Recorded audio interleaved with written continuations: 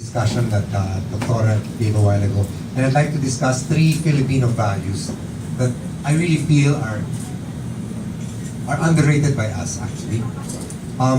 If you think of a man-made structure which can be seen from space, no?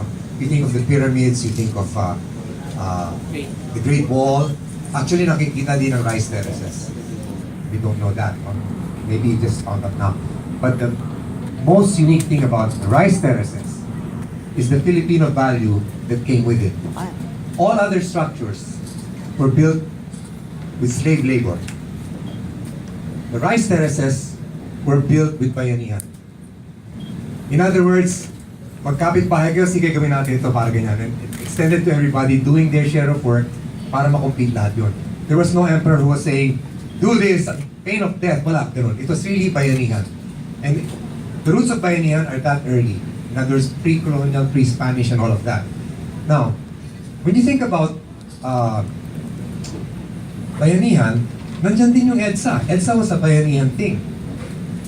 The immediate response of the population was also very bayanihan. When you think about people opening their homes as delivery centers for relief goods, di ba? Ang daming ganun. Pati bahay ko nagbukas ng ganun because of my daughter, no? So many people just coordinated.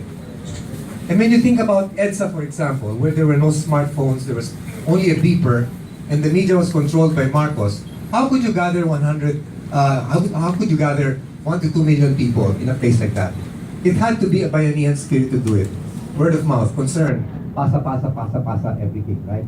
And now, with social media here, our bayanihan spirit, as Filipinos, has extended actually all over the world. The internet has become our new nervous system as Filipinos. You know, we care about Filipinos in Liberia, and not just Filipinos. I think we're beginning to become more world-centric. We're caring about people we don't know in the Ukraine because they're going for democracy the way we did. Diba? So parang for me, that bayanihan spirit is very strong. Number 2, a value that I really like is respect for elders. As I get older, I realize that's very important. and I'm a beneficiary of that. But when you think of other societies where there's a generation war between young and old, you realize the beauty of what it is to respect the elders in our country. Pag matanda ka sa ibang bansa, pag matanda ka na, ayaw ka na alagaan ng mga anak mo. Lalagay ka sa old folks home, doon ka lang mamamatay. Di ba? Sa atin, till the last breath of our grandparents, we're there. We're concerned. We're showing love, no? So, and in today's world, which is a very young world, it's easy to be smart, intelligent, witty, and all of that. But wisdom really comes with age. And that's where you learn from the old people. Your sons and daughters, pag inaalagaan ng lolo at lola, ay nako, what a delight for them and what a delight for the lolo and lola. Pag nagiging brati na, binabalik na sa parents. Okay, anak mo yan. But really, I think that value really serves us as a people. And it makes us distinct. And it's part of the innate compassion and joy that we have as a people. Now, the third value, which is, I don't know what to call it, I call it Filipino exceptionalism. Now, what is that? American exceptionalism, actually where I borrowed the term from, is something like this. We are Americans, we are unique. We can intervene all over the world because we are Americans. They sort of assign it to themselves, right? Ano Filipino exceptionalism? You heard of the Filipino jokes na there's a Japanese, there's an American, there's a Filipino, right? And they all do conventional stuff, and the Filipino does something really different, right? You can look at it both ways. One is like, well, the Filipino is escapist, cannot follow rules, kaya ganun ginagawa niya. But on the other hand, the Filipino exceptionalism that I talk about is the spirit of somebody like Manny Pacquiao, who used to sell cigarettes, and is now top of the world. I talk about people who had, who started with nothing. F.F. Cruz, for example, his father was a farmer.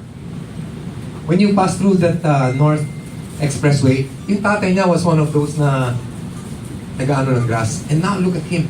Laki-laki niya. So our success stories are Filipino exceptionalism, suntok sa buwan. And everybody believes that he You know, kahit na hopeless na, sabi niya, hindi, baka makachamba, di ba?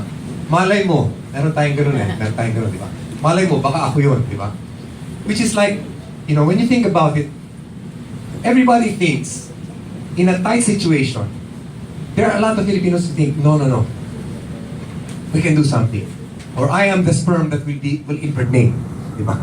There may be many of us, pero okay sa swertehin. Parang ganun yun. So, those three values for me really stand out in today's modern world. It's a can-do spirit, no? When you say, I can do it, I can find a way. Makakahanap tayo ng solution dito. Taking care of